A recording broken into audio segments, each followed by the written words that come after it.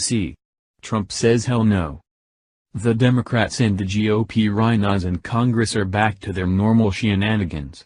But this time our president isn't Ronald Reagan, George H.W. Bush or George W. Bush.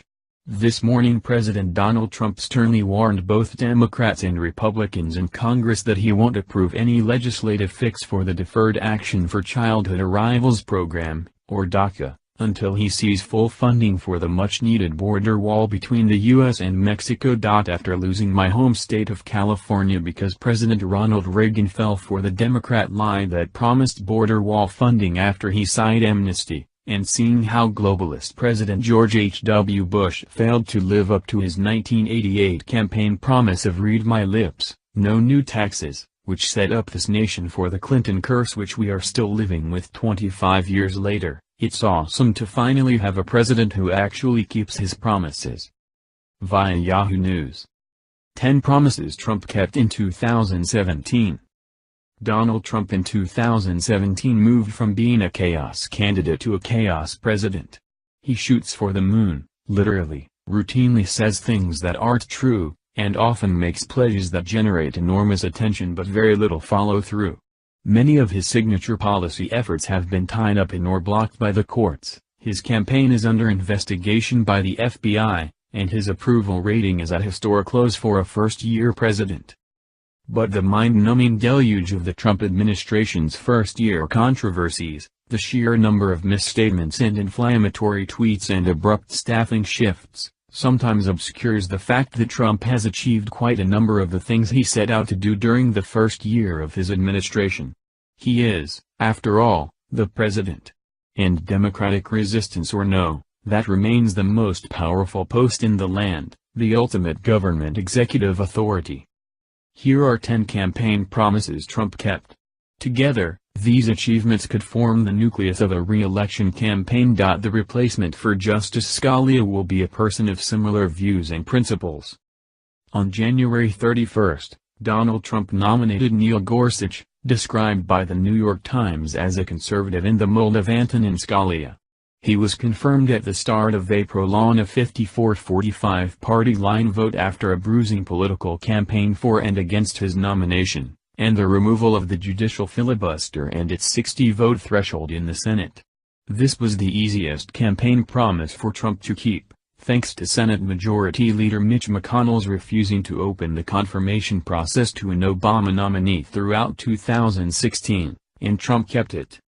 Since taking office, Trump has nominated and the Senate has confirmed more appellate judges in his first year than any other president since the courts they sit on were created in 1891. Pull out of the Trans-Pacific Partnership, a potential disaster for our country. Trump promised to replace America's multilateral trade agreements with one-on-one deals, and on his first full weekday in office he pulled America out of the 12-nation TPP agreement, a signature Obama accomplishment that Hillary Clinton had also expressed doubts about. Critics say U.S. withdrawal from the agreement governing trade with Asian and Pacific nations only strengthened the hand of China. Cancel the Paris climate deal. Trump vowed to cancel the Paris Climate Accord, which was ratified in October 2016, giving it the force of international law, and in June 2017 announced he would withdraw the United States from the now 197-country agreement to reduce carbon emissions. "We're getting out," he said. Of course the accord continues to exist, even without the official support of the world's second-largest source of carbon emissions. And because the climate accord was ratified just days before Trump won election, the process of withdrawing from it is no simple matter. It will take 4 years and only become final shortly before the 2020 election. Nonetheless, Trump took all the steps he could to put a checkmark next to one of his key campaign promises, as CNN put it over the summer. The Trump plan will lower the business tax rate. Trump made an array of specific promises during the campaign on how he'd cut taxes as president. Among them, lower the business tax rate from 35% to 15%, collapse the current 7 tax brackets to 3 brackets, repeal the alternative minimum tax and eliminate the carried interest loophole, create a new child and elder care tax deduction, and eliminate the estate tax. Of these promises, the one most clearly encoded in the tax bill hashed out by Congress in December was the lowering of the corporate tax rate, which was reduced from 35% to 21%. This bill put corporate tax cuts first. "That's where roughly 70% of the benefits go," noted Los Angeles Times columnist Noel McManus. The alternative minimum tax remains on the books, though with a higher income exemption level, as does the carried interest loophole and the estate tax. The new plan does not decrease the number of tax brackets at all, though it changes their income thresholds and rates. Repeal and replace disastrous Obamacare. Congressional Republicans were repeatedly thwarted in their efforts to repeal and replace the Affordable Care Act's many provisions in stand-alone bills, but the individual mandate penalty for not carrying health insurance, which was legally permitted as a form of taxation by the U.S. Supreme Court, was repealed in the tax bill passed December 20. The mandate penalty is understood as one of the core provisions underlying the ACA's health insurance exchanges, which need healthy as well as sick individuals to pay into the system. The Trump administration sought to undermine enrollment in the exchanges in other ways too, such as cutting back on the advertising for them and the time to enroll. But Democratic and activist efforts to preserve Obamacare may have acted as a year-long advertising campaign for the program, and enrollment in the exchanges in the end reached record numbers for 2018. Rolling back regulations.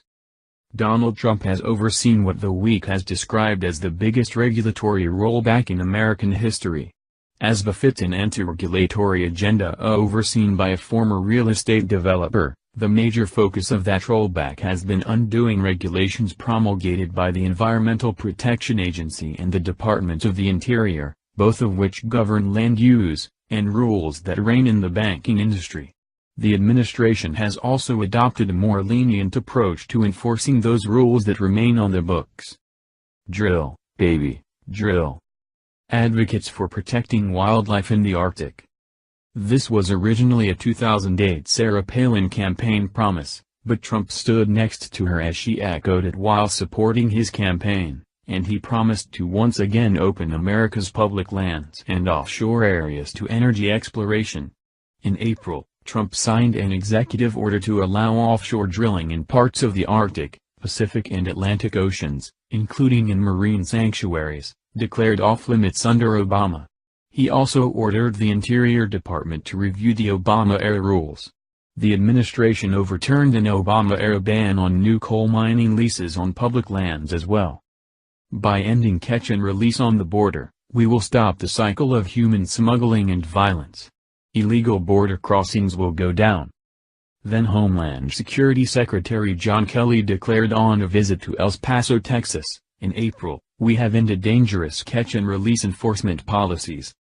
That was a bit of an overstatement, but the perception that the Trump administration had ended the policy of allowing captured undocumented border crossers to avoid detention while awaiting legal disposition of their cases led to a dramatic 58% decline in border crossing attempts during the first half of 2017. By June, the average monthly increase in those awaiting proceedings outside custody was about 7,500. Compared with 20,600 during the final 7 months of Obama's presidency.